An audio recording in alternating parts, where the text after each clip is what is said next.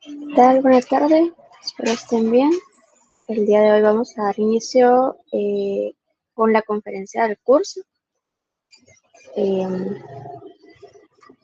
Voy a presentar un poco sobre el tema, en este caso es sobre simulaciones Monte Carlo para Hosting Capacity. En este caso nuestro expositor es Sebastián Valle y pues lo que queremos mostrarles el día de hoy es hablar un poco de cómo se aplican las simulaciones en el mundo real, salir un poco de lo que es el software sim. Entonces, por eso traemos a nuestro expositor el día de hoy. Entonces, voy a dejar que él se presente y pues la pantalla, esto ya se va adelante.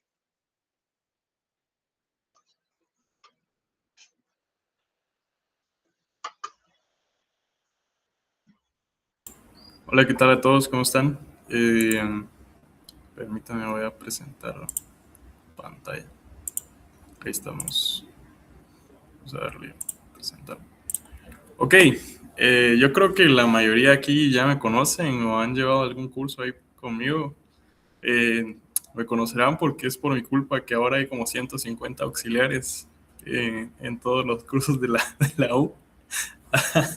Pero nada, el día de hoy les quiero contar un poco de lo que ha sido el trayecto que yo he tenido. Quiero platicarles un poco de la experiencia y también sobre esta investigación que estamos realizando justo ahora con un equipo de Honduras y Costa Rica.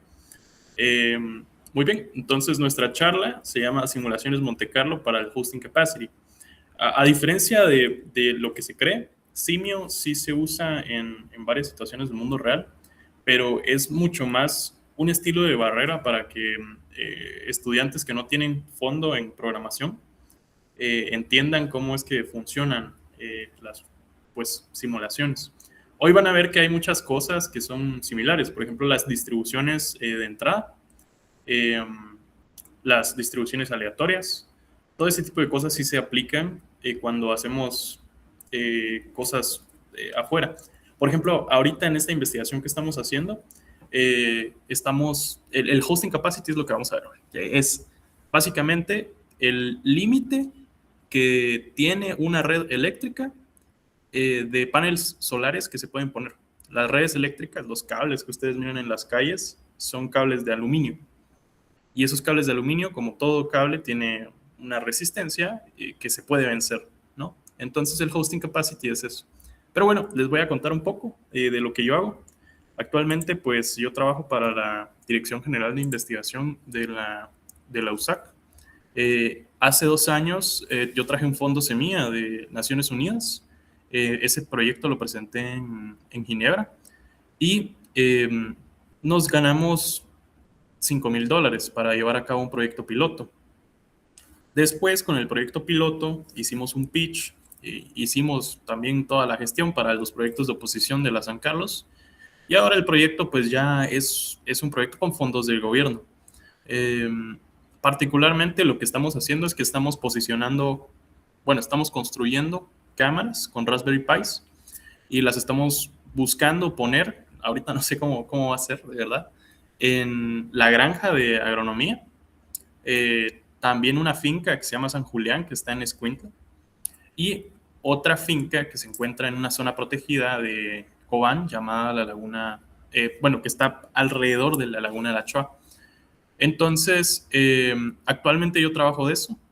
Además de eso, el puesto que tengo por acá en mi otro trabajo, por así decirlo, es coordinador de innovación e inteligencia artificial. Y bueno, dentro de las cosas que hago para pues, estar llenando todo el perfil y les cuento un poco la historia, más o menos por ahí del 2024 fue que yo apliqué a este programa de la ONU en donde nos daban fondos para llevar a cabo los proyectos. Eh, Después, cuando regresamos, buscamos hacer el proyecto, medio logramos hacer algo, yo me empecé a involucrar en muchas iniciativas que yo había conocido en Europa. Entre ellas estaba el PMI, que es el Project Management Institute. El IEEE en Europa no es tan fuerte, pero sí estaba empezando a tener colaboraciones con la ITU, que es la Unión Internacional de Telecomunicaciones. Y bueno, dije, tengo que traer todo eso aquí a Guatemala, ¿no? Yo tengo que buscar crear ese ecosistema en donde la universidad esté conectada con los startups y tal vez exista ese flujo de fondos, semillas, después se hagan proyectos piloto y después ya se financien por el gobierno o por alguna otra institución. Entonces, fue ahí donde me empecé a involucrar con el PMI, que es el Project Management Institute, y actualmente, pues, bueno, el IEEE, que es el Instituto de Ingenieros en Eléctrica, Electrónica, y yo siempre digo que falta la C de computación porque ahí, así fue como nació. Lo tenían otras personas. Nosotros lo tomamos este año. Con nosotros me refiero a un grupo de que somos, si los conocen, Schunig, Jefferson, Molina, Jorge Batres, todos nosotros pues teníamos esa intención de que el IEEE llegara al potencial que habíamos visto a nivel Centroamérica. Y ya lo estamos logrando. De hecho, les voy a mostrar un par de cosas. Y bueno, yo vine y creé el club de estudiantes del PMI. Eso está atado directo a unas certificaciones que se llaman CAPM y el PMP. Es el Professional Project Manager Professional, es la PMP, y el CAPM es Certified Associate in Project Management. Bueno, ¿cuáles han sido mis mayores logros? Siento yo hasta ahorita que estuve en este asunto de la ITU, donde traje el fondo. El año pasado estuve en China también, entrenado en Smart Cities, tuve algunos entrenamientos en Smart Cities. En diciembre, que estaba dando unos cursos de seminario de sistemas y también estaba en inteligencia artificial, presenté la iniciativa que ahorita se está llevando a cabo en Ecuador, y en Ecuador también se presentaron iniciativas de IoT, pero para la detección de objetos que pueden causar incendios forestales en maquilas. Por ejemplo, cuando ustedes miran un pedazo de vidrio, ¿no?, tirado en el suelo, eso es un potencial causante de un incendio, y se llegó a la estimación de que se perdían más o menos $30,000 en biodiversidad, de tierra, porque la tierra también se le quema todo los microorganismos. Entonces, esa fue una de las cosas que hicimos en Ecuador. Y bueno, hace más o menos en 2021 estuve en Texas, porque fuimos a investigar sobre motivos por los cuales estaba pasando lo del río Motagua. Resulta que aquí en Guatemala hay un río llamado Río de las Vacas, Río de las Vacas, no recuerdo muy bien, en donde surge mucha contaminación química, porque ese propio río está atado al basurero de la zona tercia. O sea, de ahí nace. Entonces, desde ahí viene toda la contaminación. Las multinacionales también contaminan bastante los ríos. De hecho, el año pasado también estuvimos metidos en una competición de la Unión Europea. Fuimos a recibir unas clases a la UEG.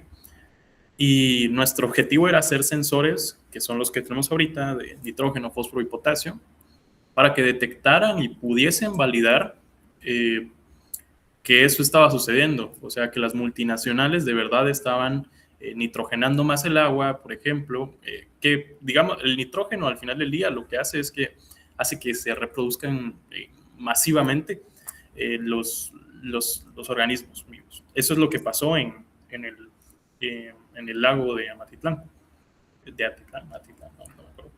Pero básicamente hubo un desbalance químico. Hay 3 macrocomponentes que son los más importantes: nitrógeno, fósforo y potasio. Y cuando se nitrogena el agua, o sea, cuando se le ingresa mucho nitrógeno al ecosistema, empiezan a crecer muchas algas. Entonces, eso pasa actualmente. ¿Por qué? Los aviones pasan tirando pesticidas, también los fungicidas, los herbicidas. Al final del día la lluvia se lava y va a caer al río. Entonces, fue más o menos por ahí 2021 que nació todo esto que estamos haciendo ahorita en la San Carlos de investigación. Nosotros estamos montando sistemas para monitorear el suelo. Ya, por supuesto, no lo voy a vender como que estoy vigilando a una multinacional, porque seguramente me van a desaparecer. Pero bueno, Sí, ahorita, si alguien me quiere seguir en Instagram, estoy tratando de subir los seguidores en Instagram. Ahí está mi Insta, el Vallito 1. El Vallito 0 ya existía, pero esa cuenta murió porque se me olvidó mi correo @hotmail. Ya ni siquiera existe. Bueno, entonces, el IEEE al final del día es el Instituto de Ingenieros en Eléctrica, Electrónica y Computación. Es una red global. Existen capítulos técnicos como el Computer Society, Computational Intelligence o el Power and Energy Society. Actualmente estamos buscando abrir el Computational Intelligence aquí en Guatemala, que es un capítulo que se dedica solo a inteligencia artificial. Y bueno, ¿qué cosas hemos hecho hasta ahora? Si han visto por ahí los posts, ahorita les voy a mandar la página de Insta para que nos sigan. El año pasado fuimos a Honduras y yo me puse el objetivo de que todas las personas que estuviesen dentro del programa tuvieran algún cambio en sus vidas personales, como ese refuerzo. Entonces, ¿qué fue lo que hicimos el año pasado? Ganamos una competición de la NASA que se hace a nivel local en Guatemala. Fuimos a presentar la solución al Congreso. Además de eso, fuimos también a Honduras, a un congreso que se hace a nivel centroamericano. Nos hicimos aliados de la comunidad de Kubernetes con el ingeniero Sergio y fuimos voluntarios con ellos. También fue que creamos el PMI, el Student Club. Estuvimos en un evento de Naciones Unidas de la Unión Internacional de Telecomunicaciones, en donde se hablaba sobre cómo digitalmente podemos darle acceso a más gente del Internet. Por ejemplo, pues las páginas web tienen que tener ciertos estandarizados que se llaman W3C, con los cuales permite a algunos lectores de páginas que usan las personas no videntes, pues poder ingresar y poder navegar en Internet. Entonces fuimos a ese evento, que es de la foto anterior. Estuvimos en esto de la Unión Europea, donde presentamos la solución que les estaba diciendo hace un momento. Hicimos también voluntariado en el INTECAP, estuvimos en el AWS Community Day y muchas cosas. Entonces, particularmente, nosotros, ¿qué es lo que hacemos? Creamos investigaciones, hacemos networking y de manera, no sé cómo decirlo, pero ganamos competiciones, ¿ok? Entonces, lo primero es que el mundo de las becas de IEEE está amplio. De hecho, si alguno de ustedes se quiere unir, me puede escribir o yo les voy a mandar un formulario ahorita. Y particularmente el IEEE ofrece becas en más de 20 países alrededor del mundo. De hecho, a Ecuador yo fui con una beca del IEEE. Este año Jorge Batres va a ir a Puerto Rico, también en junio más o menos. Shunik va a ir a Canadá. Entonces, aprovechen que nosotros estamos ahorita en estos puestos de liderazgo, porque estas oportunidades no se veían el año pasado, el año antepasado, hace mucho tiempo. Muy bien. Ok. También hacemos investigaciones, aportamos a papers y también estamos tratando de habilitar eso. De hecho, tuvimos un taller con el ingeniero Lapop hace un par de semanas. Por acá lo podrán ver. Y este taller consta de 6 sesiones. El CONESCAPAN es un congreso centroamericano que busca que los estudiantes creen papers, investigaciones. Y particularmente el objetivo de la ESIS este año es financiar a varios estudiantes para que vayan a Costa Rica si es que su paper queda seleccionado dentro de pues la selección final. Ustedes hacen una investigación, la postulan, después pues reciben la selección si quedó aprobada o no, y si quedó aprobada, queda indexada. Eso significa que hay personas que los van a poder citar a ustedes, así como ahorita tal vez alguien está haciendo su tesis o algo por el estilo. Pues otras personas pueden buscar lo que ustedes escribieron y citarlos, mientras la investigación tenga resultados o tenga alguna importante. Entonces, ¿por qué es esto importante para la universidad? Porque alza el ranking QS, que es el que siempre vemos todos los años publicado en LinkedIn, en donde dice ranking de universidades, y la del Valle, y de ahí sale la San Carlos, y de ahí salen las de Costa Rica. En realidad, uno de los puntos por los cuales las de Costa Rica salen hasta arriba, es porque se incentiva mucho la creación de investigaciones y de papers. Aquí en Centroamérica, Costa Rica es el país que produce más investigaciones después de Panamá. Entonces, hace falta, y nosotros pues hablamos con la Escuela de Sistemas, con el ingeniero Alonso, con el ingeniero Lapop, y nos van a apoyar. Va a ser un taller de 6 semanas, de hecho todavía se pueden inscribir. Muy bien. ¿Qué otra cosa hacemos? Hacemos voluntariado, por si a alguien le interesa. Por ejemplo, ahorita en Chimaltenango se está montando un sistema de... se le está montando el sistema eléctrico a una escuela. Y yo no estoy viendo ese proyecto lo está viendo Fong, Roberto Fong Nakazawa. Y aparte, pues también, bueno, aquí tenemos el Call for Volunteers, pero también hacemos eventos de empoderamiento. Por ejemplo, hace un par de semanas tuvimos el Women in Engineering, que fue una sesión que se hizo en el Salón de Corea, en donde pues era un evento particularmente para demostrar que hay mujeres en ingeniería, ¿no? Así que estamos buscando muchas más colaboraciones con más gente. Tuvimos colaboración con el Ministerio de Ambiente y con la Fundación Ishkanul hace también como un mes. Y bueno, si a ustedes les interesa participar, pues mucho más que bienvenidos, ¿no? Claro, vamos a regresar. Ok. Y bueno, nosotros también somos el punto de enlace entre las universidades y algunas comunidades afuera. Por ejemplo, el grupo de AWS, el grupo de Linux, el PMI, la comunidad de Arduino, la Universidad del Valle, la ITU, Huawei. Todos nosotros pues nos movemos en este mismo giro, podríamos decirlo. Y hemos realizado también eventos a nivel en Latinoamérica. De hecho, ahorita hay una charla que estamos haciendo con toda Latinoamérica que se llama AI Talk Series, en donde cada semana, a partir de esta semana, se hacen charlas de inteligencia artificial. Yo voy a dar una en junio. Álvaro, ¿cuál es el apellido de Álvaro? García, creo que es. Álvaro Norberto García. Él va a dar una también sobre... era LoRa. LoRa es una forma de optimización de los LLMs. El nombre de memoria. Sí, él va a dar una charla. Ya en estas semanas lo vamos a estar publicando. Y es para toda la región. Es para Costa Rica, Brasil. Es más, la voy a ver, Tech Computer. Pero bueno, por acá está. Estos son los chicos del Computer Society, pero los de Costa Rica. Aquí está.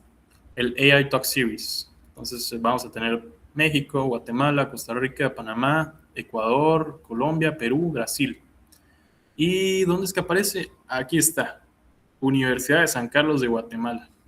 El logo, que hay que cambiarlo. Pero bueno, incluso si ustedes se meten al 60% de las sesiones, pueden recibir un certificado de que estuvieron. La de hoy fue con Dani. Dani vive en Luxemburgo y pues hoy habló de modelos multimodales, pero cómo es que funcionan de verdad con álgebra lineal. Entonces, verdaderamente hacemos bastantes cosas. Ya ahorita tenemos a varias personas en liderazgo. Y si ustedes se quieren unir, les voy a adjuntar un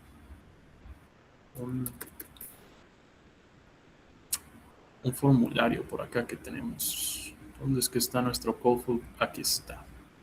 Si ya llenaron este formulario, no hemos tenido eventos desde que lanzamos el formulario, pero ya los vamos a llamar.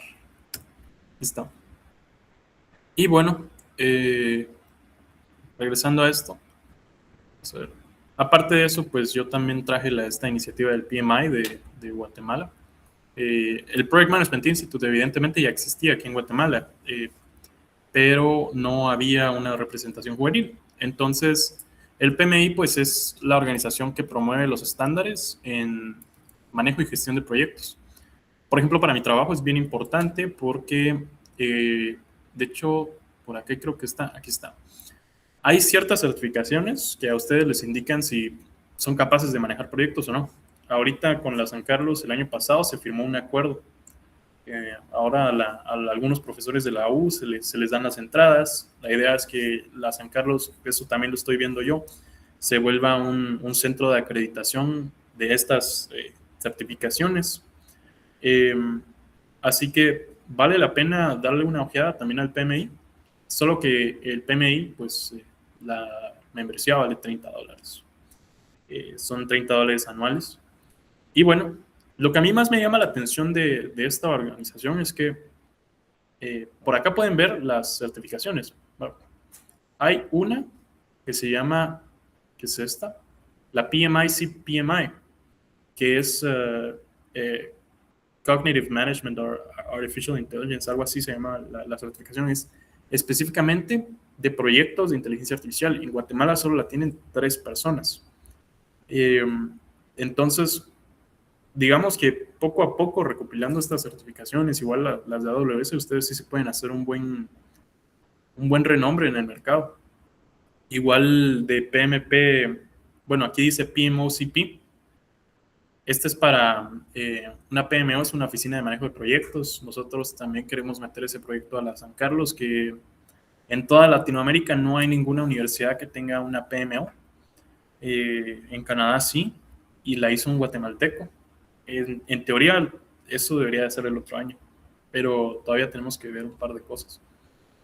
Y bueno, está la PMP, que son 200 personas. PMI pues tiene una alianza estratégica con Naciones Unidas y es por ese motivo que a mí me llama bastante la atención. Pero bueno, ya llegando a lo mero de hoy,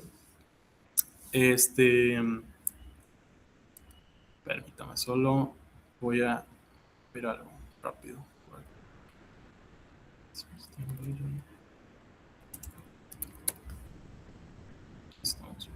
Ok. Si alguien quiere unirse también al PMI, me puede escribir. Yo creo que al final, bueno, si no, ahorita les voy a dejar mi número para que me spamen. 38 12 78 36. Al final del día, la gestión de proyectos es bastante importante. De hecho, muchas de las cosas que hacemos es, si ustedes quieren optar a fondos, semillas, a manejar lo que sea propio, es muy importante saber. También algo que a mí me pasó es, por ejemplo, ver los riesgos, ¿no? Ahorita con el proyecto de la San Carlos, también ponerle observabilidad al proyecto, ¿no? ¿Qué tan avanzado va? Y hay ciertos índices que van atados a eso. Muy bien, entonces hoy vamos a platicar un poco de qué es esto que se llama Hosting Capacity. Vamos a platicar un poco de también cómo es que se hace la simulación, no solo en Simio. Y bueno, si ustedes han alguna vez salido a la calle, han consumido la electricidad como la que está encendiendo mi computadora, me imagino que conocen que el país pues tiene redes eléctricas, ¿no? Estas redes son redes de alta tensión. Fluyen y van pasando por las casas y pasan por negocios y los dispositivos pues la consumen, ¿no? Este flujo unidireccional, que es las casas consumen la electricidad que produce la red, pues fue pensado así desde un inicio. Nunca se pensó que la propia red iba a retroalimentar, pues, digamos que las casas, por ejemplo, generan electricidad para la red. Entonces, por ejemplo, acá tenemos los componentes de una red. Vemos que hay una planta, hay un transformador, están las subestaciones. En la San Carlos hay hay varios viajes que se hacen a subestaciones, y no sé si los han escuchado. Ahí les voy a mostrar. Están las subestaciones de distribución y las casas. ¿Ok? Estas redes se suelen ver de esta manera, así distribuidas por todo el país, el cableado eléctrico que se tiene. Y lo que sucede es que cuando nosotros buscamos implementar paneles solares o bien alguna otra forma en la cual se produce electricidad desde un lote de casas, esa energía que generan las casas regresa a la red si no se está utilizando. ¿A qué me refiero? Ustedes están a mediodía en sus casas. Tal vez la mayoría van a decir, sí, yo hago home office, pero supongamos el guatemalteco promedio sale a trabajar a mediodía. Entonces, si se ponen paneles solares en un sector de casas, supongamos una colonia nueva que se construya en Misco, lo que va a suceder a mediodía es que se va a generar toda esa energía y como no se está consumiendo, va a regresar a la red. Ahora, habíamos dicho anteriormente que las redes están pensadas para tener un flujo unidireccional. Eh, lo que sucede es que se empieza a sobrecargar la red. ¿Ok? Esto lo que significa es que se empiezan a vencer las resistencias y si nosotros como empresa eléctrica, como EXA, dejamos que construyan un lote entero y que todas las casas usen paneles solares, lo que va a pasar es que se van a romper las resistencias y se van a dañar nuestros equipos que valen millones de dólares. ¿Ok? Eh, pueden haber accidentes bien fuertes, o sea, solo por eso. Entonces, aterrizando un poquito más el contexto, hay una norma justo que se llama la ANSI C84.1 que establece que el voltaje se tiene que mantener a 0.95 y 1.05. Aquí dicen por unidad, pero es voltaje por unidad. Ok. Yo creo que no di mucho contexto de esto, pero esta es una investigación que estamos haciendo ahorita con unas personas de Costa Rica y de Honduras. Es un paper es el TEC de Costa Rica, la UNAC, que es la Universidad Nacional Autónoma de Honduras, y la San Carlos. A ellos los conocimos también por medio del IEEE. Muy bien. Entonces, el hosting capacity lo podemos definir como el máximo que puede soportar una red al ingresar paneles solares. Ahora bien, este hosting capacity en realidad se llama capacidad de alojamiento. Lo podemos entender como un estilo de índice de desempeño del sistema eléctrico que nos dice la capacidad que puede tener la red de generación distribuida, que generación distribuida es sencillamente muchas casas generando electricidad, sin que se produzcan violaciones a los límites y la calidad de energía. Por ejemplo, si nosotros llegásemos a hacer esto que les acabo de decir, de construir una colonia y a todos se les otorga el permiso de poner paneles solares, seguramente dentro del mismo sector se empiecen a arruinar los electrodomésticos porque se están elevando los niveles de voltaje a pues, cosas que no se habían previsto. Entonces, este cálculo del hosting capacity es una predicción, es un forecast. Nosotros, basados en los datos actuales, tratamos de predecir el hosting capacity para saber si se puede o no poner un panel solar. De hecho, esto lo hace EXA. EXA te otorga, por ejemplo, si vos le das a la red electricidad, te la descuentan de la factura mensual. ¿Ok? Entonces, sabiendo bien que es un índice que se puede predecir, que es algo que tienen que calcular las empresas con tal de otorgar permisos para después poner paneles solares, porque así es como funciona el proceso. O sea, lo que se hace es que, digamos, una constructora va con la empresa eléctrica, le dice, mira, quiero poner paneles solares aquí. Ellos tienen que calcular la capacidad de alojamiento de esa parte de la red, o sea, supongamos Misco, Colinas de Minerva, que es una colonia por ahí, y después decirle a la empresa, sí, te otorgo el permiso, no te otorgo el permiso. ¿Ok? Entonces, calcular el hosting capacity se vuelve muy importante en este contexto. Y bueno, nosotros sabemos que para calcular el hosting capacity pues, no existe una fórmula universal. De hecho, de momento se calcula por estudio y no por ecuaciones cerradas. Ahorita lo vamos a ver. Pero bueno, veamos un poco esta gráfica que está por acá. tenemos, yo creo que no puedo hacer zoom. Vamos a ver. Tenemos aquí una estación generadora. Muy bien. Después pasa por un transformador. Luego tenemos las líneas de transmisión. Luego una subestación. Y luego todo esto cae a subestaciones, a casas, lo que sea. Cuando nosotros hacemos el cálculo del hosting capacity, tenemos que entender cómo se tiene que modelar esta red. ¿Por qué? Porque sabemos que hay que hacer un cálculo. Hay que resolver una ecuación por ahí, todo el rollo. Pero antes de hacer eso, tenemos que interpretar el mundo real y pasarlo a variables, a cosas que puedan ser computables, que nosotros podamos ingresarlas en un script de Python y después iterar o algo por el estilo. Así que vamos a por acá. Ya se puso el logo de AWS. Qué lástima, no lo quité. Muy bien, entonces, como les había dicho antes, este cálculo no es determinístico. ¿Por qué? Digamos que ustedes supónganse que quieren calcular, y lo voy a decir en términos así generales, ustedes quieren calcular qué tanto produce un panel solar en un día. Eso está atado a la irradiancia, a la radiación pues solar, ¿ok?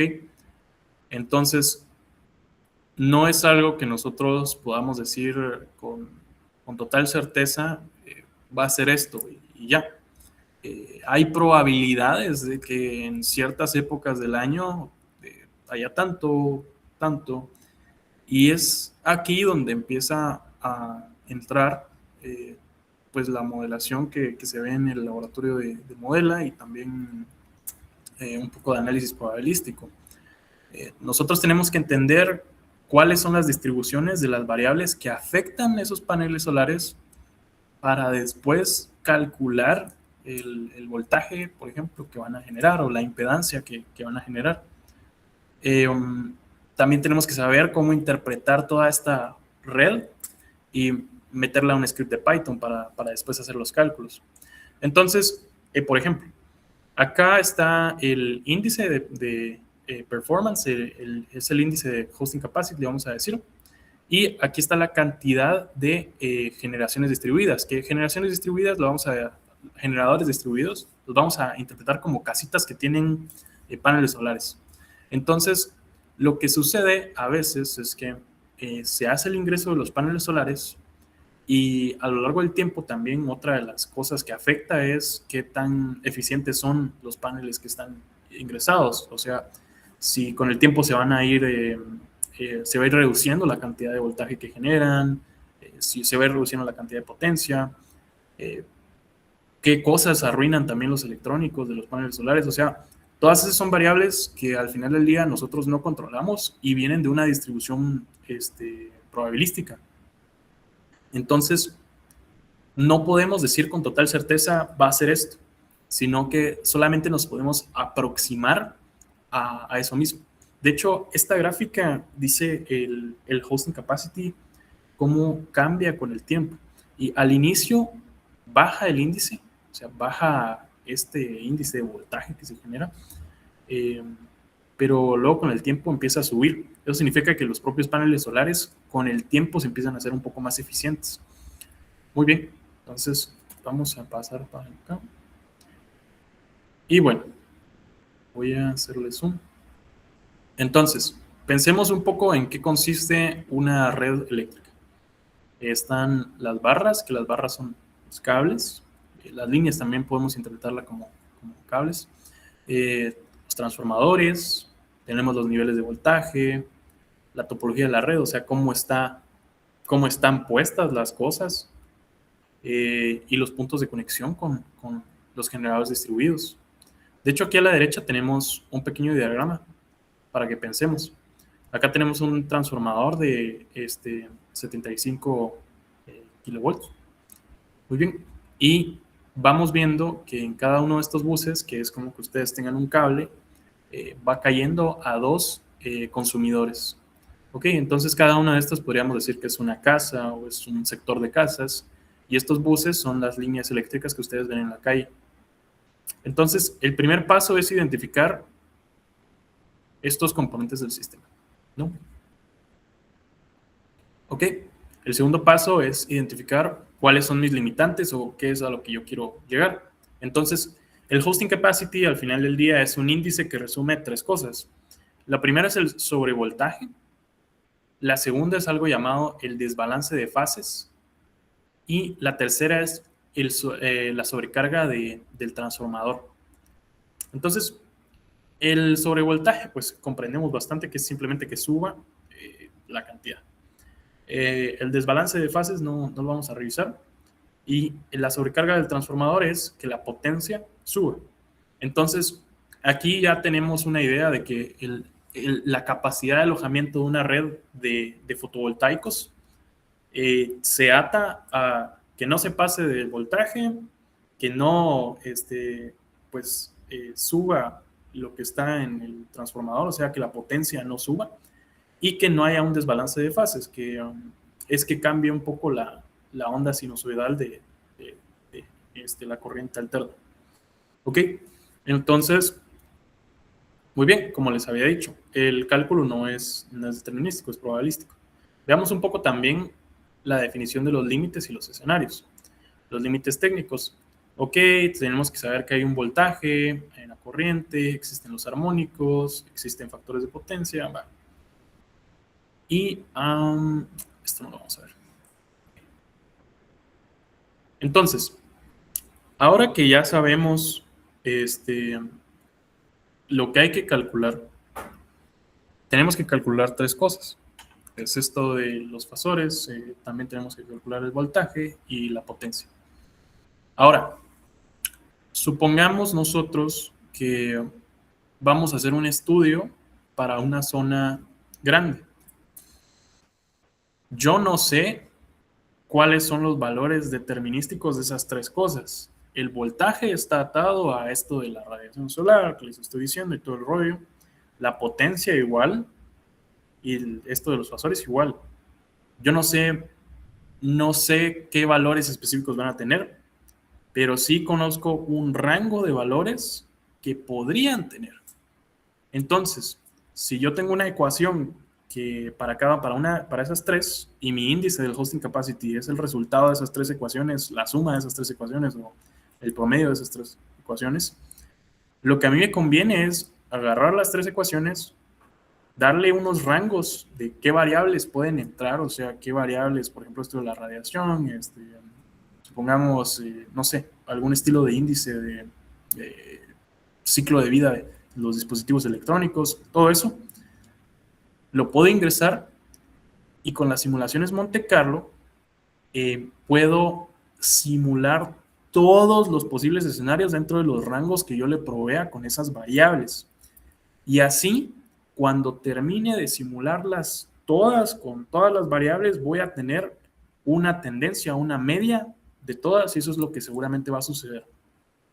Ese es el concepto de una simulación Monte Carlo. La simulación Monte Carlo, vamos a leer, es una técnica utilizada para análisis probabilístico para cualquier sistema. La herramienta consiste en la manipulación numérica para obtener estadísticas de ciertas variables de algún modelo computacional. Entonces, si ustedes tienen un modelo como, supongamos, no sé, imagínense que ustedes quieren calcular la cantidad de tráfico que hay en la calle de la salida de la USAC. Lo primero que harían ustedes es decir, bueno, vamos a tratar de aterrizar algún estilo de ecuación o algún estilo de función, cómo se comporta el tráfico acá. Ahora bien, si nosotros queremos llegar a algún valor numérico, media vez tengamos esa ecuación, yo voy a definir el rango de la cantidad de carros que llegan desde las 6 hasta las 3, y esa va a ser tal vez una de las variables. No lo sé, podríamos decir el día de la semana, podríamos decir, no sé, si hay un bloqueo en la universidad, ese tipo de cosas. las podemos volver variables, y obviamente ustedes no se van a poner a hacer el cálculo de que, bueno, si es martes y son las 2 de la tarde y no sé, es un día normal en la universidad, entonces va a pasar esto. Eso no es humanamente posible correr por todos los escenarios. Y es para eso que existen las simulaciones Monte Carlo. La simulación Monte Carlo sirve para agarrar todas esas variables, atarlas a algún estilo de distribución, como es, no sé, la distribución de Poisson, la gaussiana, cualquiera de esas. Simular todos los posibles escenarios que podrían suceder y después de haberlos simulado todos, llegar a una conclusión de que, bueno, nos dimos cuenta que la media de todos los escenarios suele ser tantos carros que van pasando, ¿no? Entonces, para eso nos sirven las simulaciones Monte Carlo.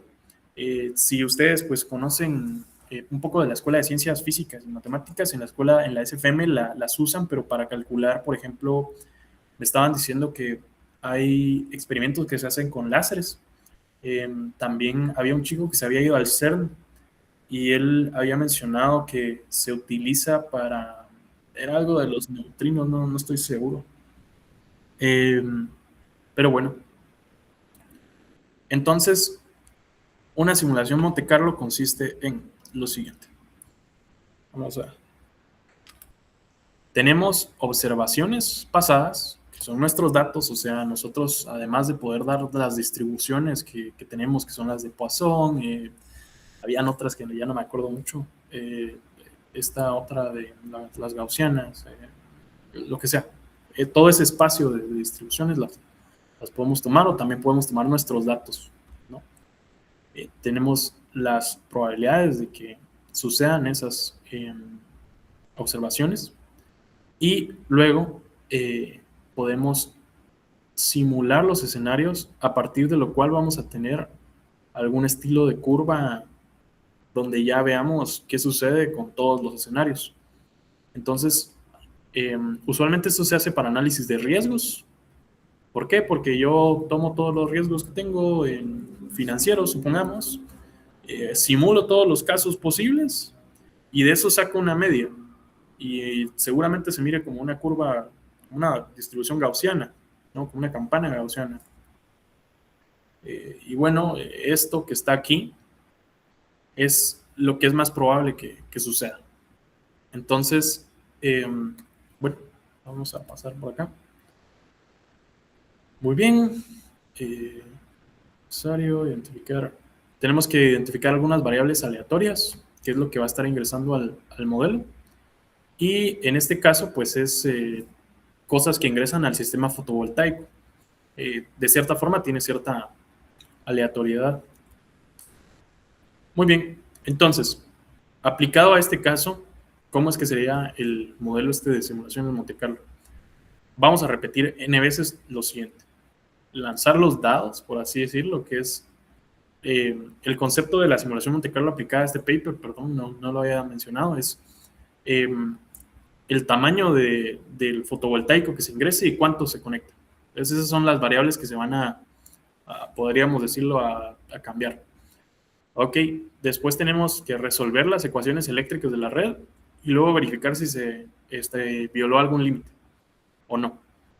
Repetimos ese algoritmo muchas veces hasta llegar a la media.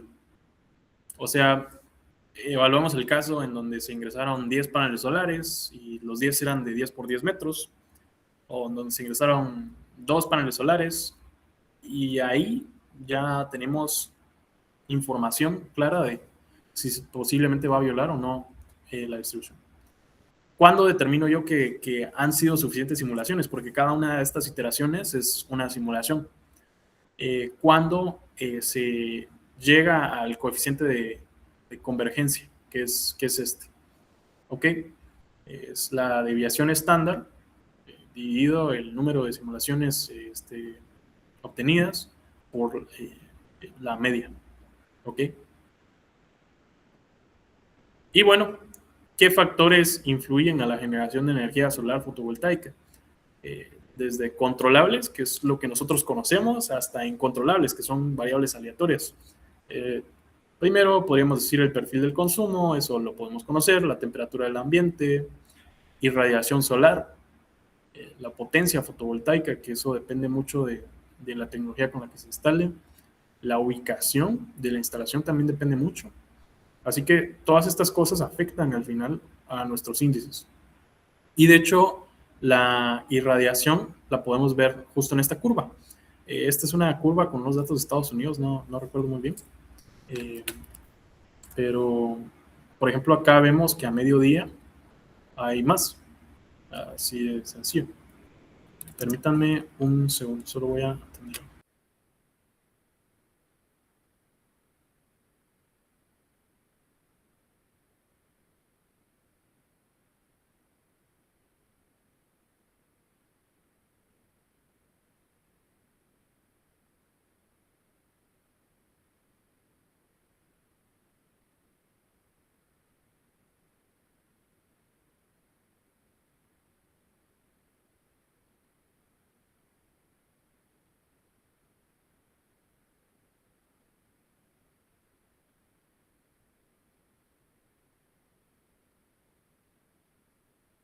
Muy bien, entonces, por ejemplo, vamos a revisar acá.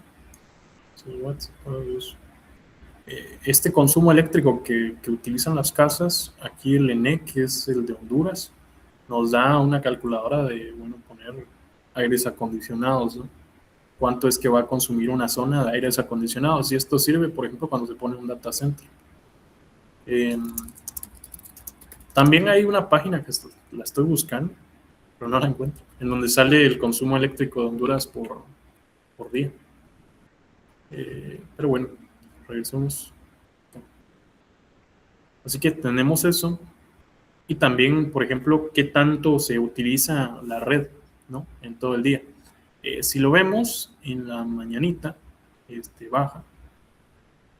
Y en la noche.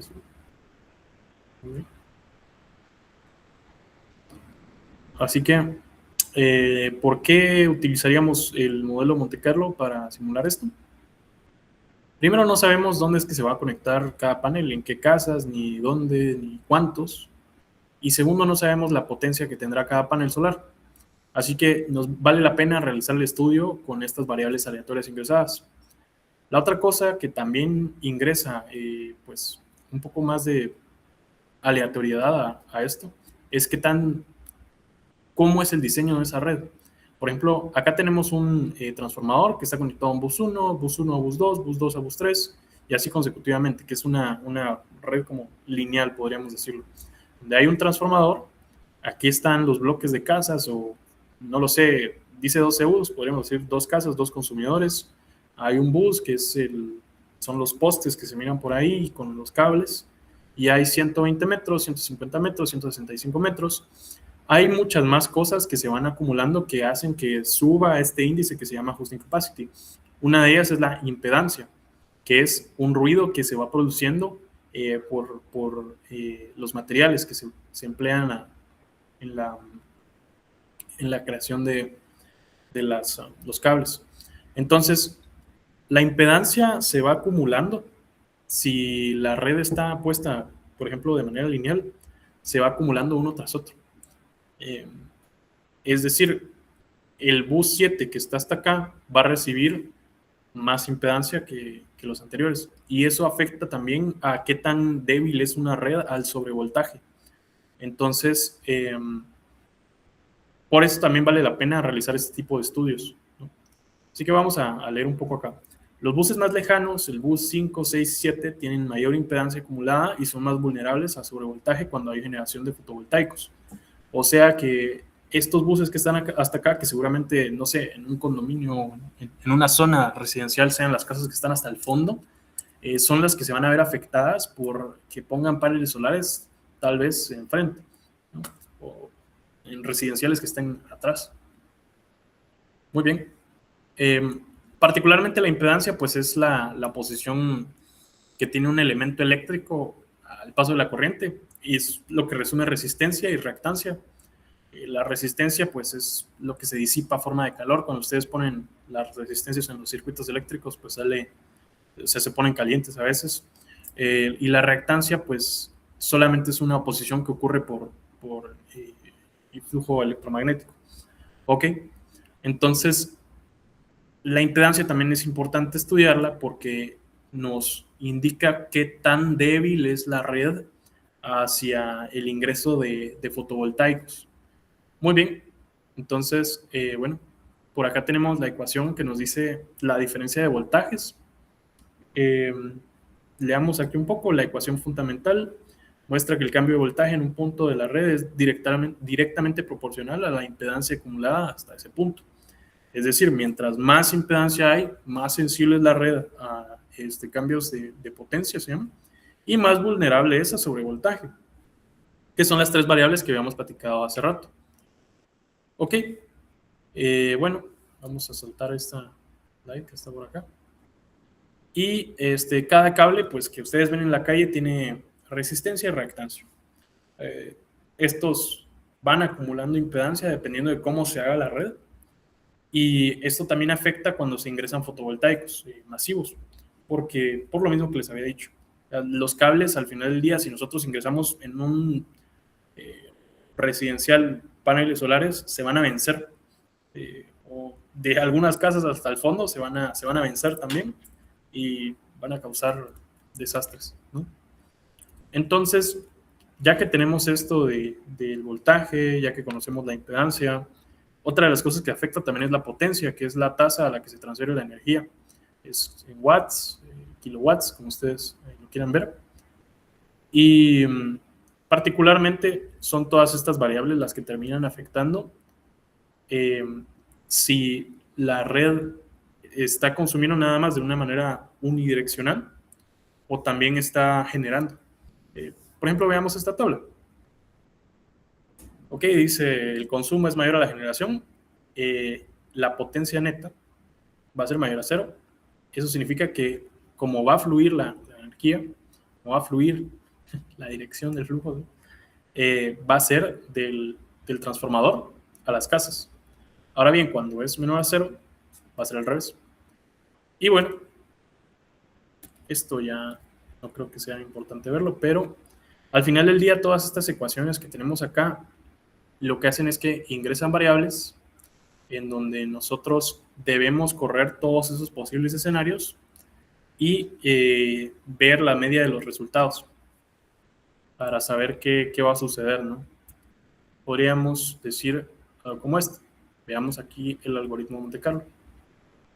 Los niveles de penetración se refieren a qué tanto sobrevoltaje habría, y está porcentuado.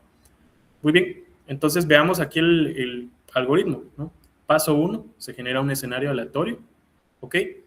Paso 2, se generan también o se eligen consumidores aleatorios, una cantidad de casas aleatorias que se vayan a poner.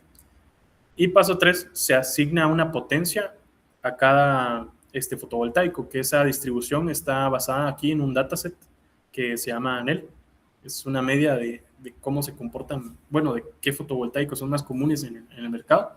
Y con estas tres variables nosotros ya podemos entrar a simular todos los posibles escenarios críticos, que es correr estas ecuaciones una y otra y otra y otra vez hasta ver cuáles son las diferencias medias que existen en el voltaje y saber si esas diferencias medias exceden o no los límites que nos da esta regulatoria que se llama la ANSI.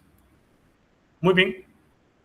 Entonces, a partir de eso nosotros logramos obtener una probabilidad de violación a las regulatorias, que es bayesiana. ¿Y de qué variables depende? De esta penetración que tiene el fotovoltaico en la red, o sea, la cantidad de voltaje que se genera. Muy bien. Entonces, por ejemplo, acá pueden ver que después de... Este es el proceso de simulación de Monte Carlo. Aquí ya tuvo convergencia el índice que les dije anteriormente. Es decir, aquí ya son suficientes simulaciones de Monte Carlo. Y por acá no. Entonces, la idea es que con el tiempo ese índice se vaya normalizando, a tal forma que llegue a un número. Ok, y acá vemos, ya vemos los datos con todas las simulaciones, o sea, cada una de esas ejecuciones de las ecuaciones, podríamos decirlo. Tenemos el porcentaje de penetración de fotovoltaicos versus el número de fotovoltaicos que están en la red. Vemos que al meter 20, por ejemplo, en esta red, se consigue el 100%. O sea, esa red no puede tener más de 20 paneles solares porque, bueno, no, incluso es menos. Yo creo que la regulatoria está como por acá, pero no puede tener más de 6 paneles solares que tengan, pues, los tamaños que estén en nuestras distribuciones. Muy bien. Entonces, bueno, por ejemplo, por acá pueden ver una tabla en donde dice la cantidad de violaciones que tiene hacia la regulatoria versus el nivel de penetración de los fotovoltaicos en la red. Vamos a por acá también. Y también aquí está qué tanto estrés se pone en la red dependiendo de ciertos escenarios. Muy bien. Entonces, con eso terminaríamos la parte teórica, por así decirlo. Y vamos a revisar un poco cómo es que ya se hace esto. Particularmente hay varios software que lo que hacen es que generan esta interpretación de buses, de consumidores y todo el estilo en un TXT. El trabajo que uno tiene que hacer cuando quiere hacer estas simulaciones es agarrar ese archivo, que es un estilo de TXT, es un archivo .raw, lo que sea, parsearlo, o sea, hacer un parser o utilizar algún parser preexistente, sacar los datos que son distribuciones de cómo está la red y luego hacer la simulación encima con los datos de la red. ¿Ok? Entonces, veamos por acá. Primero vamos a ver el modelo simplificado de la red, después la distribución de probabilidades, la simulación Monte Carlo completa, luego el análisis estadístico, la visualización y la integración con OpenDCS no la vamos a ver ahorita. Este está basado en este paper, todo lo que yo les he estado platicando está basado en este paper. Así que vamos a hacer un pequeño zoom por acá. Okay. Si lo pueden ver por acá, primero lo que se necesita importar son cosas en Matplotlib, NumPy, todo para llevar a cabo pues el estudio numérico, ¿no? Vamos a bajar por acá, se importa, aquí ya se importó. Y bueno, después tenemos que empezar a definir la red de distribución. Tenemos que modelar. Modelar se refiere a agarrar el modelo matemático y pasarlo a Python. La red que nosotros vamos a interpretar hoy va a tener un transformador de 75 kilovolts a 380 a 220 volts. 7 barras, 7 buses, o sea, van a ser 7 postes y 20 consumidores monofásicos que van a ser 20 casas, por así decirlo, podríamos decir 20 casas. Muy bien, dentro de las 7 barras. Y las líneas van a estar con diferencias de 885 metros, o sea, cada casita va a tener 800 metros. Muy bien, entonces, como habíamos dicho, nuestra ecuación, que es la que queremos iterar, va a ser esta. Y bueno, veamos un poco cómo es que se hace el modelo. Habíamos dicho que la topología sigue la misma del propio diagrama que les había mostrado, que era donde salía hasta arriba el transformador, que también se dice trafo, y abajo cada uno de los buses. ¿Ok? Solamente tienen una red conectada, por eso son monofásicas. Así que lo primero que tenemos que hacer es declarar variables, ¿no? Los parámetros de nuestro transformador. Ok, tiene 75 kilovolts, tiene un voltaje primario de 3800 volts, un voltaje secundario de 220, la impedancia, que es este cambio que va a generar. Luego vemos los parámetros de las líneas, que es la resistencia que va a tener. Por ejemplo, esta es la resistencia que tiene el aluminio, que lo que ustedes ven en la calle es aluminio, los cables que están hechos. Luego tenemos la reactancia, que este es un índice ya previsto en algunas tablas. Y luego vamos a declarar también acá en esta clasecita las longitudes, ¿okay? Entre cada uno de los tramos. Entonces tenemos el tramo de 0 a 1, tramo de 1 a 2, de 3, etcétera, etcétera, hasta llegar a este. Entonces llegamos a los 150 metros. Muy bien. Y ahora lo interesante es que aquí también vamos a dejar las cargas que existen por cada uno de los buses. Entonces, en el bus primero vamos a tener una propuesta de 1.2 kilowatts. Esto de la fase no lo vamos a revisar, pero bueno. Y luego, ahora que ya tenemos todas estas variables arriba, ya podemos mapear todas las cargas que tenemos hacia los índices y podemos empezar a crear nuestra red en un estilo de matriz, ¿ok? En donde cada nodo sea uno de los puntos en la red y tenga también los datos que mencionamos anteriormente. Que estos datos que están aquí arriba deberían de venir importados de otro software. Nosotros hemos estado viendo cómo se exportan de algunos softwares como este que se llama OpenDSS. Otro que habíamos visto, permítanme, es que voy a ver, porque tenemos por ahí por acá tengo el prototipo de lo que estamos haciendo, el Grid Power Planner, Vibe codeado así hasta la muerte, pero vamos a por acá.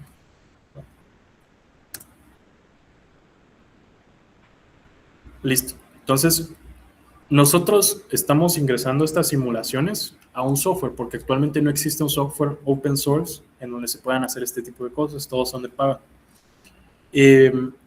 Primero, vamos a ver aquí en importar, que dice que yo puedo sacar archivos de Dixieland, que es un software donde se simulan estas redes, de OpenDSS, que es otro software en donde también se simulan estas redes, de PSC, que es otro software, y de MatPower.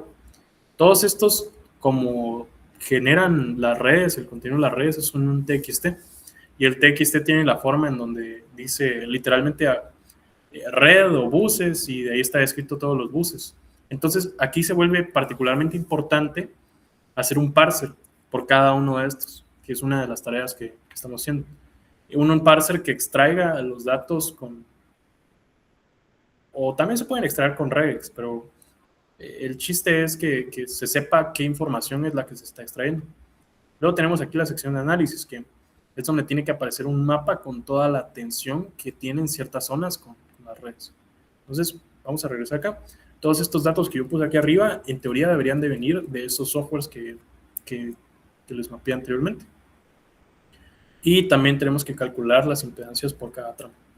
Entonces, esto que ven por acá es el traslado de las ecuaciones eléctricas a esto. O sea, esto ya tiene cierto factor de simulación. Muy bien, vamos a bajar aquí en el código. No vamos a ver esto de resolver los flujos. Entonces, aquí arriba ya habíamos creado el objeto de la red, que es esto que vimos anteriormente. Se llama red distribución. Y particularmente nosotros con una red podemos tener varias variables y cosas que se vayan seteando mientras se hagan todos estos cálculos que les mostré anteriormente.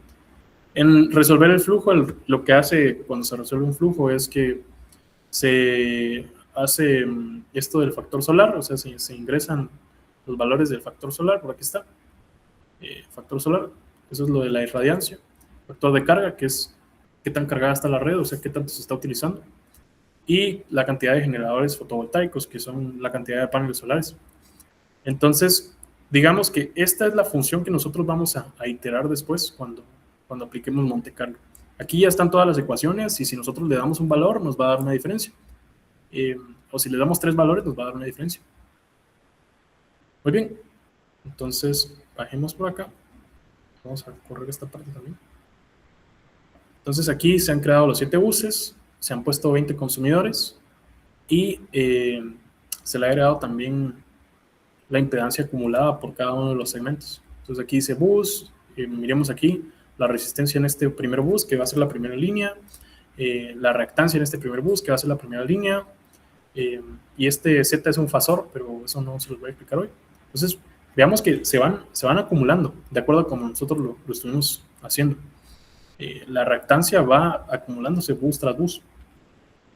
Ok, y bueno, acá también se ingresan las curvas temporales. Entonces, este análisis Monte Carlo incluye una variación temporal a lo largo de un día.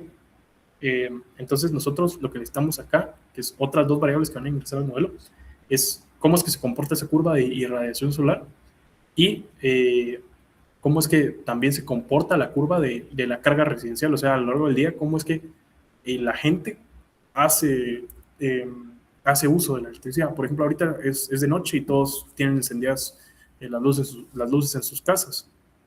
Entonces también tenemos que ingresar eso como una de las variables a resolver. Vean que aquí dice que es una gaussiana centrada a las 12 horas, o sea, es una campana gaussiana y esa va a ser la distribución que vamos a tomar nosotros a la hora de meter la curva solar. Ok, vamos a ver aquí la curva de carga, que también tiene cierta distribución, vamos a ver. Aquí dice pico matutino, pico nocturno, entonces no va a ser una curva gaussiana, pero va a ser similar. Y bueno, acá podemos calcular nuestra simulación de cómo es que se comportarían las curvas, ¿no? Es todo esto, ¿sí? Y acá es la curva residencial típica, que en la noche se alza y en la mañanita también, que es donde todo se levanta.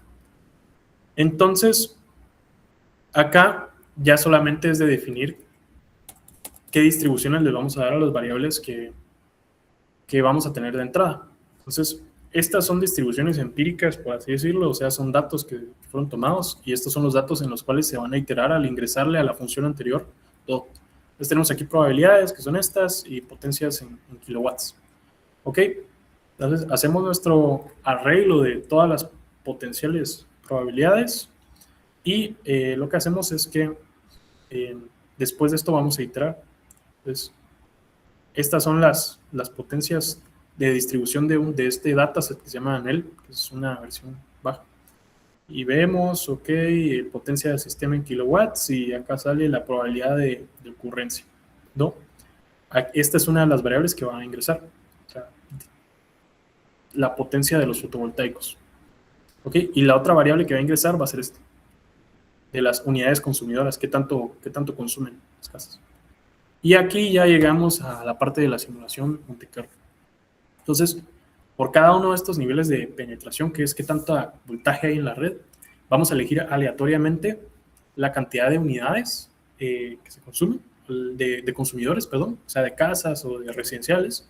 Vamos a asignarle una variable aleatoria a la cantidad a cada fotovoltaico y para cada minuto del día se va a resolver un flujo de potencia, que es una de las ecuaciones que vimos anteriormente, y se van a registrar los voltajes, desbalances y potencias del tráfico. Después vamos a verificar si hubieron violaciones. Entonces, nosotros vamos a hacer un muestreo de las 10 a las 14 horas acá.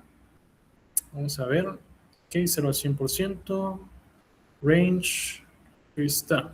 Va. Zona crítica, pico nocturno. Y corremos la simulación. Vamos a ver ahí. Ahí ya, como está cacheada, ya. Bueno, aquí se pusieron los parámetros de la simulación, pero aquí ya se hace la simulación, que es un for así con todos los valores. Vamos a correrlo. Y aquí vamos a ir viendo cómo va cada uno completándose. Entonces vemos los niveles de penetración, la cantidad de fotovoltaicos y al final de esto vamos a tener que sacar una media de las violaciones registradas. Entonces dice total de registros de resúmenes 3.300, violaciones detectadas 0, y eso fue porque una de las distribuciones que nosotros le metimos a las variables era esta, y si lo notan es plana, o sea, no va a cambiar la cantidad de consumidores. Pero bueno, y bueno, por último, aquí se hicieron 300 simulaciones, pero nosotros también tenemos que verificar el análisis de convergencia. Esto no va a converger, y el motivo, bueno, si lo notamos aquí, todavía, aquí tardó un par de simulaciones en converger. Aquí vemos la curvita que está un poquito alzada. Pero bueno. Después de tener la convergencia, que en teoría ya está, tenemos que ver los resultados. Entonces vamos a correr aquí también nuestra probabilidad de violación de penetración que nos va a indicar la probabilidad que tiene la red de sobrecargarse. Y ahí está. Sobrevoltaje, desbalance, sobrecarga del tráfico. Entonces, ya basado en esto, podemos tomar la decisión de, sí, tantos paneles solares son los que afectan tanto a la red. ¿Ok? Entonces, el chiste de lo que estamos haciendo ahorita con Costa Rica es eh, que exista un software en donde el cálculo se haga no por medio de una librería, sino aquí manual y que sea open source. Por ejemplo, aquí podemos ver los nodos. Aquí dice nodo N04, subestación norte. Va a haber una subestación aquí en la ciudad de Guatemala. ¿Qué tanto se va a cargar cuando le ingresemos paneles solares? Pues aquí está la tensión, que es las unidades que habíamos dicho anteriormente, la carga, porcentaje de carga, y el hosting capacity, que también se mide en megawatts, ese cálculo. Muy bien, entonces, ¿por qué hacer esto? Porque entonces la empresa eléctrica o las empresas eléctricas de Centroamérica, lo único que tienen que hacer para montar este software es montar un servidor y levantarlo. Pero bueno, yo creo que con eso puedo finalizar la charla. Cualquier cosa que ustedes pues necesiten, les cuento, hace como una semana me escribió un chico que recibió un curso conmigo que se llama José Lorenzana, que él estaba haciendo un proyecto open source que se llamaba Fortress in a Box. Vamos a buscarlo. José Lorenzana. Ahí está. Por acá está su proyecto. Aquí está. Bueno, entonces, lo que hizo él es que hizo una herramienta para seguridad en Kubernetes y es open source. Entonces, aquí está el artículo. Y me acuerdo que me escribió para decirme que lo quería empezar como, él lo quería empezar a difundir.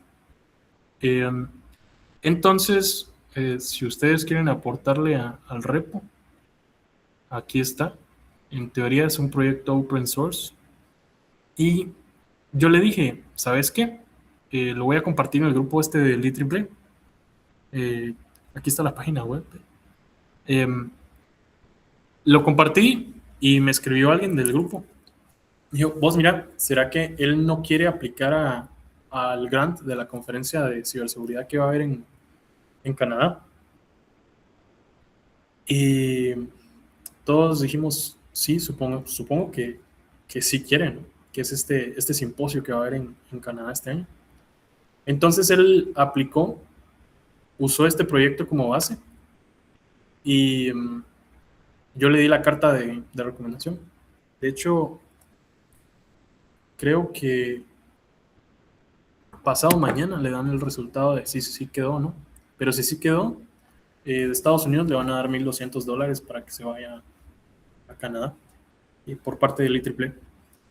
Entonces, creo yo que vale mucho la pena estar difundiendo este tipo de redes y este tipo de oportunidades. Si ustedes pues tienen algo similar a lo que hizo este chico o sencillamente quieren pues meterse a este mundo del IEEE o cualquier cosa, me pueden platicar. Por acá les dejo mi LinkedIn y para que me sigan ahí en Insta también. En Instagram. Aquí les voy a juntar también las redes de IEEE, de Computer Society, de aquí de Guatemala, para que estén enterados de todo lo que nosotros estamos haciendo con tiempo. Pero sí, el chiste es que hacer crecer la red, por ejemplo, ahorita con lo de Costa Rica, estábamos platicando con Shunico. Nuestro objetivo es que vaya la mayor cantidad de gente posible. O sea, que vaya. Nos estuvieron diciendo, por cada 10 personas que lleguen, se les va a hacer un 20% de descuento a los delegados. Y él viene y me escribe, mira, yo te voy a ser sincero, o sea, yo ya trabajo y para mí ese 20% lo podríamos utilizar, que son como $200, son como, no, son como $100. No, es menos, son como $70, podríamos decir. La verdad no me acuerdo, son como $70. Entonces, podríamos hacer que abone al fondo que estamos buscando para que la gente se vaya a Costa Rica. Entonces, la ESIS va a poner un bus para eso. Ese es el plan. Y si ustedes quedan en la ponencia, le pueden ir a pedir a la Digi que les dé los fondos para ir. Entonces, nada, por acá les dejo mis redes sociales y cualquier cosa, pues quedo pendiente. Ustedes me pueden escribir si quieren ser parte de alguna de estas iniciativas. Incluso yo voy a abrir un par de plazas de practicantes para este proyecto que estoy haciendo de IoT en Cobán y todo el asunto. Y si alguien quiere hacer su práctica final ahí, me puede escribir por privado y le escribimos al ingeniero Alonso para que queden en el proyecto. Sería práctica final por investigación. Entonces, nada, muchas gracias ahí por su tiempo y por escucharme. ¿No? ¿Qué es lo que más te pareció interesante cuando entraste al IEEE? Ah, sí, se me olvidó que también hay que hacer segmento de preguntas, ¿no? O algo así. Fíjate que yo me metí en 2021 porque empresas de energía como EXA llevan un registro de control de hosting capacity. Sí, porque te tienen que pagar lo que la red genera. Bueno, y lo interesante,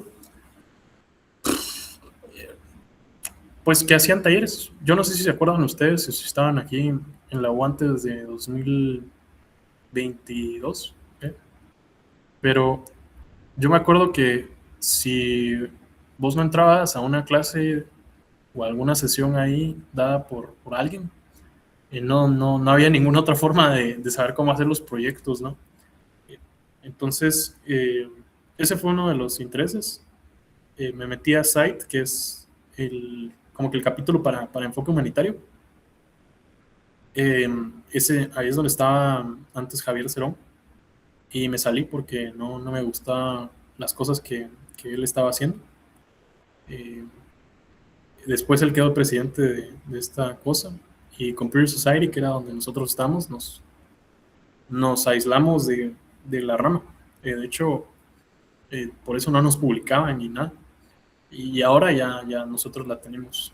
Entonces, me llamó mucho la atención los contactos. Cuando vas a eventos se vuelve muy interesante porque empiezas a conocer gente y también que existen becas para afuera que nos aprovechan.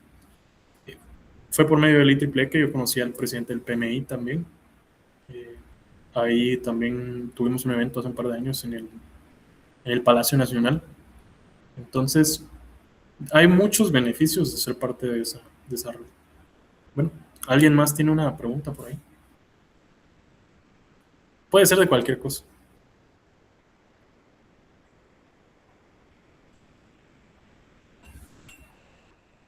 Si una empresa solar presta estos servicios e instala mal un sistema residencial y causa problemas en la red, ¿quién es el responsable legal? ¿La empresa solar o el dueño de la casa? En ese caso, como funciona es que tú venís y decís, voy a instalar algo en mi casa, voy a instalar un montón de paneles. Esto es ya para niveles masivos, o sea, cuando es todo un residencial. Entonces, tiene que ir la empresa que va a instalar los paneles solares y solicitar el permiso. ¿Sí? O sea, es la empresa, porque la empresa está solicitando. Esa empresa te va a dar los parámetros de qué tipo de paneles solares van a ingresar.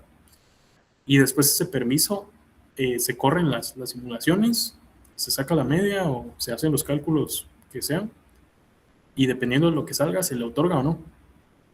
Ahora, si hay un daño, en este caso hipotético, significa que la empresa eléctrica no hizo bien ese cálculo. O sea, que EXA, supongamos, o la ENE, que es la de Honduras, no llevó a cabo bien ese estudio.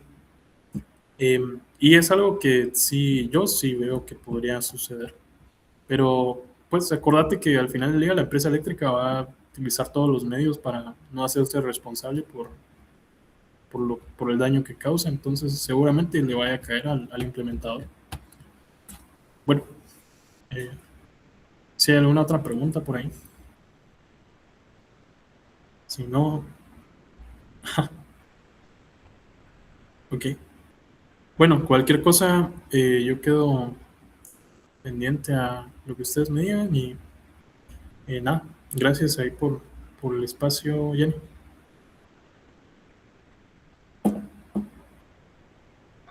Gracias a ti. Fíjate que te dejaron una última pregunta en el chat. No se tiene mucho que ver con la Confe, pero Guate ya está preparada para montar sistemas autónomos de energía con baterías y toda la onda. No, no, no. Eh, Mira, hay algo, o sea, yo no creo que te pueda responder la pregunta al 100, pero sí hay algo que me acuerdo que vi en uno de los cursos que tomé cuando estábamos en todo este rollo de Honduras y Estados Unidos.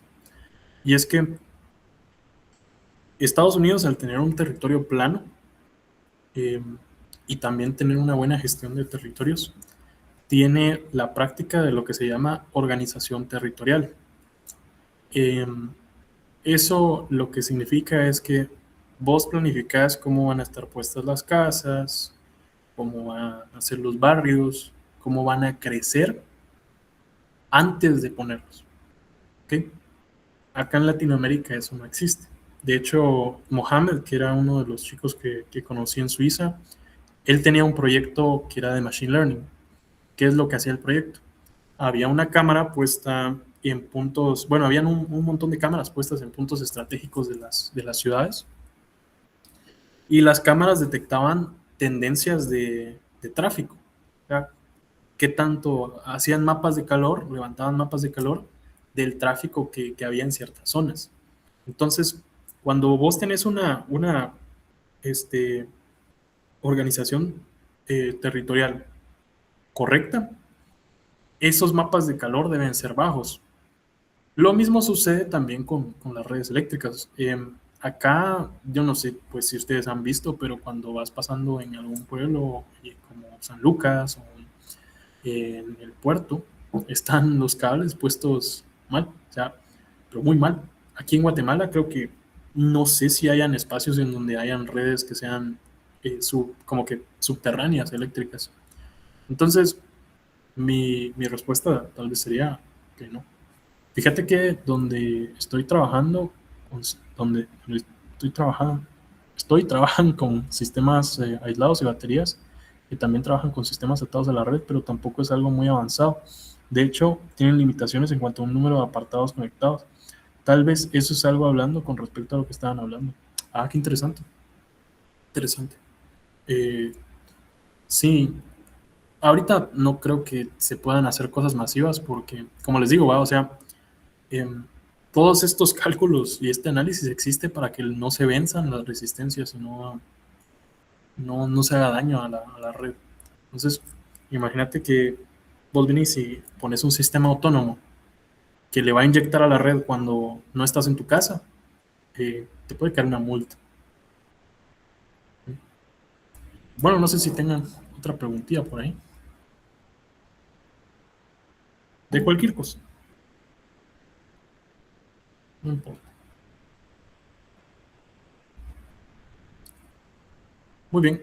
Eh, yo creo que por ahí lo podemos dejar. Cualquier, si ustedes están interesados en becas, en estas oportunidades internacionales, en investigar o cualquier otro giro que involucre a mi persona, me pueden escribir.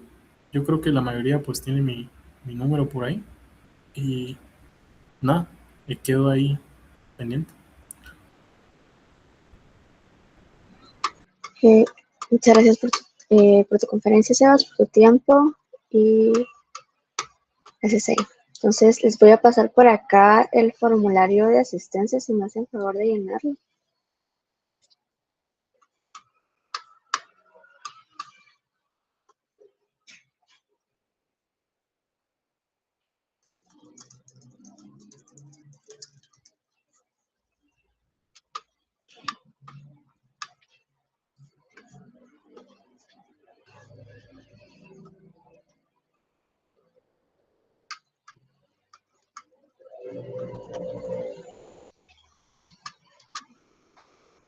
Y listo, con eso daríamos finalizada la clase de hoy. Les recuerdo que hoy se deja la tarea la hoja de trabajo número 3, se entrega la próxima semana. Y las calificaciones las estaríamos realizando el próximo sábado. Entonces la próxima semana vamos a traer los horarios de calificación para la fase 2. Así que espero tengan linda tarde. Gusto de verlos.